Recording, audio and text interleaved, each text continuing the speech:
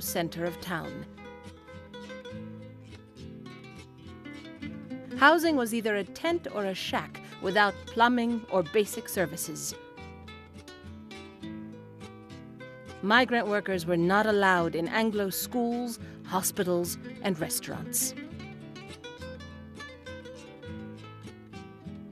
Weld County was, well, to put it politely, a very bigoted community, you know, in those years. It was, at the time that I was born, you still had segregated churches. Mexicans had to sit on the side aisles and Anglos in the center. My family, my parents were seasonal farm workers. They worked the beets. And there were signs still at that time on the streets of Greeley saying, no Mexicans or dogs allowed at barbershops. Women could not get a job in the dime stores. That didn't happen till the 50s. It was a very difficult community to live in as a Mexican American. To combat this bigotry and perpetuate the Mexican culture, mutual aid societies sprang up. Some mutualistas were social or fraternal. Others were labor groups, such as the Beet Workers Association of Northern Colorado. In southern Colorado, one group fought for land rights. Spanish is the Sociedad Protectivo Mutual de los Trabajadores Unidos, the Society for the Mutual Protection of the Workers United.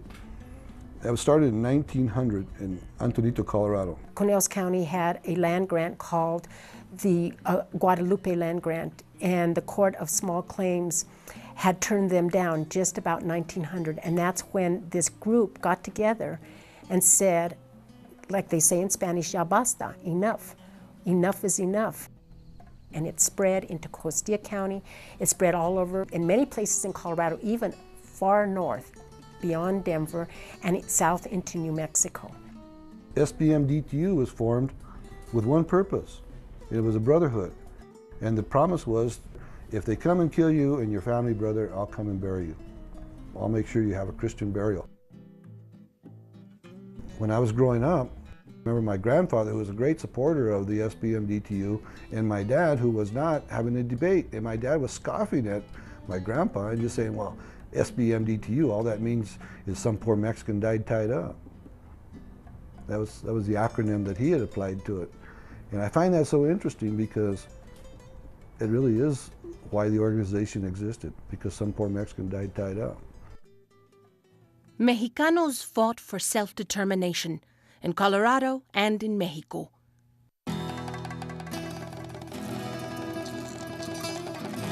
Mired in corruption, poverty, and political unrest, Mexico was a country under siege.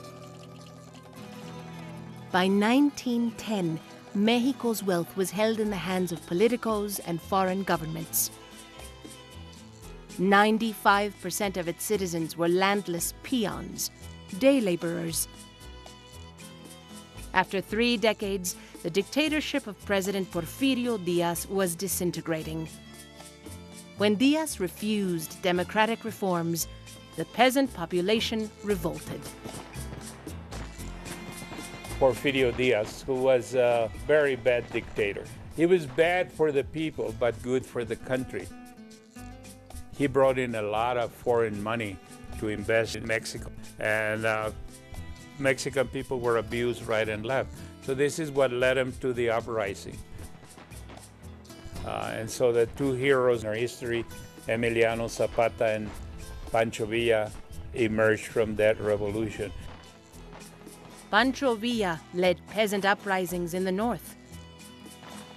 Emiliano Zapata battled in the south and is credited with saying, "Es mejor morir en sus pies que vivir en sus rodillas." It is better to die on your feet than to live on your knees. My uncles joined the rebels, Pancho Villa and Zapata, so that they would not raid our little ranchito. We didn't have that much, but a little ranchito. Villa would come and take all our beans or our flour and whatever, and he'd just leave you at IOU and stuff. So my uncles got tired of that, and they said, better join Villa, that way they won't raid our rancho. In 1915, President Woodrow Wilson backed another leader to succeed Díaz, much to the dismay of Pancho Villa. Betrayed by the Americans, Villa vowed revenge. Villa and his pistoleros looted and burned the border town of Columbus, New Mexico, home of the 13th U.S. Cavalry. Soldiers and civilians were killed. In retaliation, U.S. General Pershing sent 11,000 soldiers into Mexico to snare Villa. After scouring the Mexican countryside for a year, the U.S. punitive expedition retreated.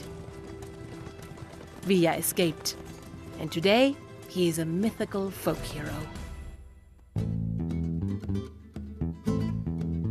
During the Mexican Revolution from 1910 to 1920, approximately 1 million Mexicans left Mexico and came to the present-day United States, including my father and my uncle and my 2 aunts.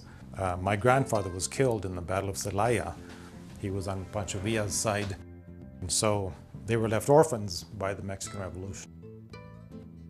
Just imagine a map of Mexico and then a map of the United States, and the rail lines would converge into El Paso, and then from El Paso out to Los Angeles, and then the other line would go up to Chicago, and the third one would go from El Paso to Denver, right up to Denver. And that's how my father and my uncle and my 2 aunts got here.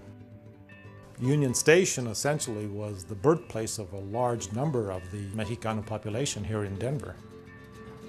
And it really is the case, because they would move into this area on the west side or into the small farming communities in northern Colorado, Brighton, Fort Lupton, Greeley, Platteville, Fort Morgan, all the way out to Sterling.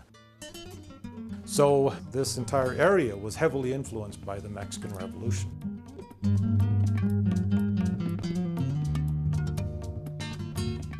The Mexican Revolution added 50,000 new workers to Colorado's agriculture and mining industries. Their constant presence, however, did little to appease a bigoted society. Xenophobia, the fear of strangers, is pronounced. And the population that we attack depends on who's here and who's not here. 1840s when the Irish came, they're Paddies, they're hod carriers. Italians come to turn the century, they're Dagos and they're without passports, WOP, so they become WOPs. The first piece of legislation that deals with immigration is the Chinese Exclusion Act of 1882, that we exclude them completely from the country. And the Mexican is an Asian of a different color, or as they would call him in Texas, he's a yaller nigger. Okay, so they view them as people very, very different from themselves. In 1914, they will call it the Brown Scare, because so many Mexicans are coming over and they don't know what to do with all of these people. But the way that societies have functioned within political structures, people who are lighter skinned have dominated the political structure. And whoever dominates the political structure is going to be at the top of the social caste system.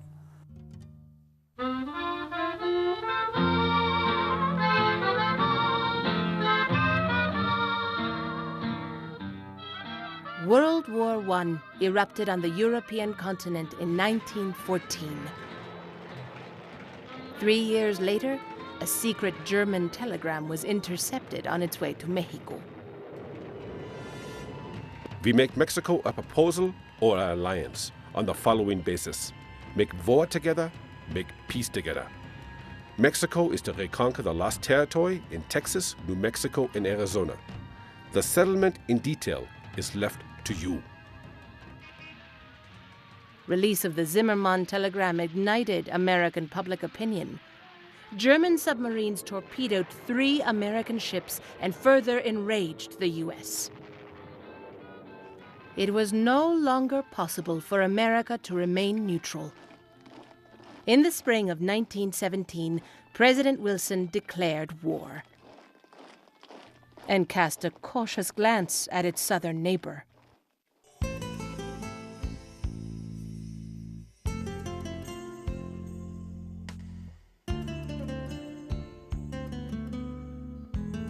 In 1929, the stock market crashed. America was thrown into the depths of the Great Depression. 1 out of every 4 workers were unemployed. Cheap Mexican labor was no longer a blessing. To help free up jobs, President Herbert Hoover deported nearly 1 million Mexicanos and Mexican Americans. Many were U.S. citizens. Here in the Southwest, the Depression was blamed on the Mexicano, that they were driving wages down. They were taking jobs that should be going to United States citizens. So here in Colorado, what happened is the Mexicanos were rounded up down at the Union Station here in Denver, and trainloads were sent back to Juarez. In California, Mexicanos were rounded up and put on ships and sent back to Tijuana. In Arizona, they were put on buses or in cars or in trains and sent back to Mexico. I got friends who their parents were born here in the United States. Their kids were born here in the States. They got ported back to Mexico. The governor of Colorado at that time was proposing that we set up concentration camps for Mexicanos. So in those days, if you claim that you're a Mexican, a Mexicano, you might just get your ass deported. Okay? So a lot of people say, hey, I'm not a Mexicano, I'm not a Mexican, I'm Spanish. Well, the problem is that no one knows I claim that I'm Spanish as opposed to claiming I'm Mexican, so they treat us all alike. By the mid-1930s, Colorado's brown scare reached beyond concentration camps.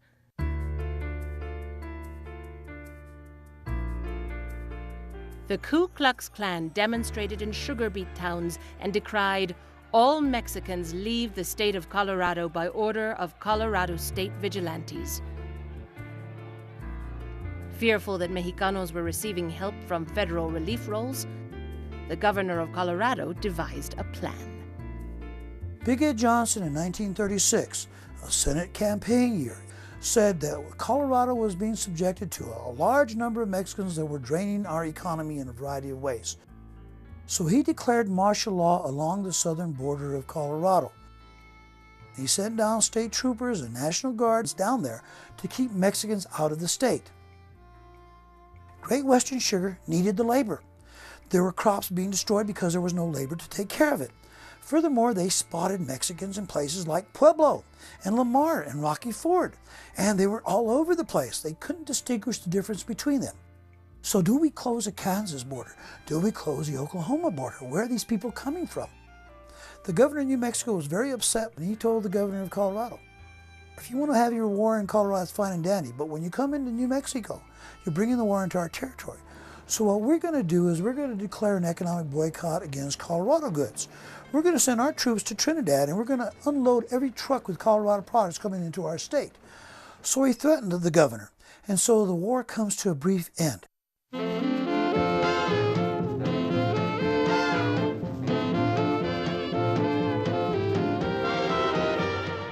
A few years later, America entered its Second World War. Wartime production pumped 17 million jobs into the U.S. economy.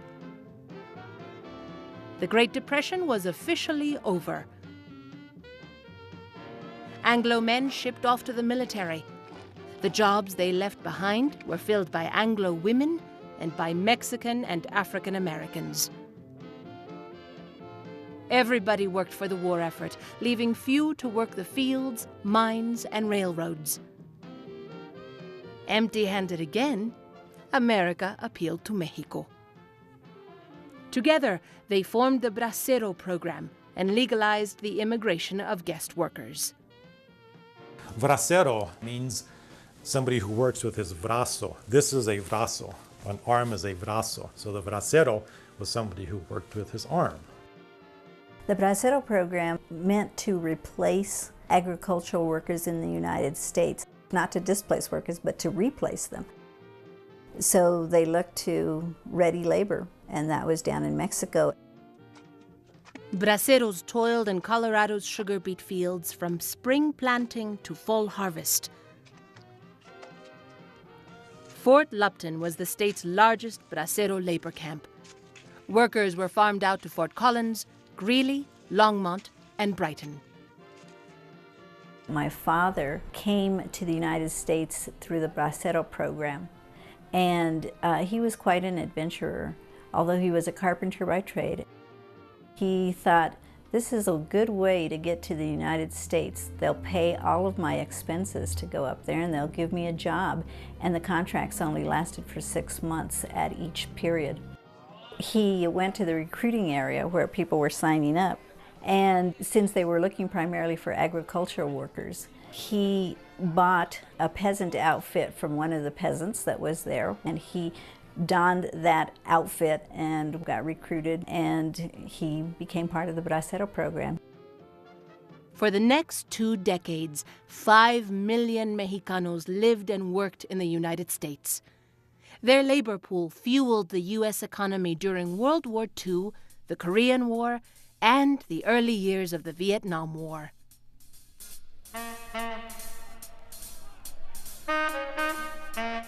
During the 1940s, cultural differences were confused with political dissent.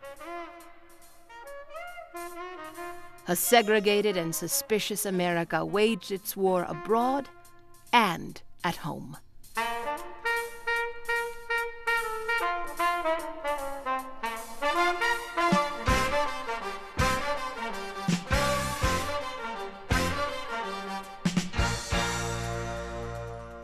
Japanese citizens were rounded up and shipped off to internment camps in the desert. In Colorado, it was called Camp Amachi. A paranoid America then fixated on the Mexican problem. Pachucos, or zoot-suited street youth, wore draped pants, ankle chokers, and ducktail and beehive hairdos.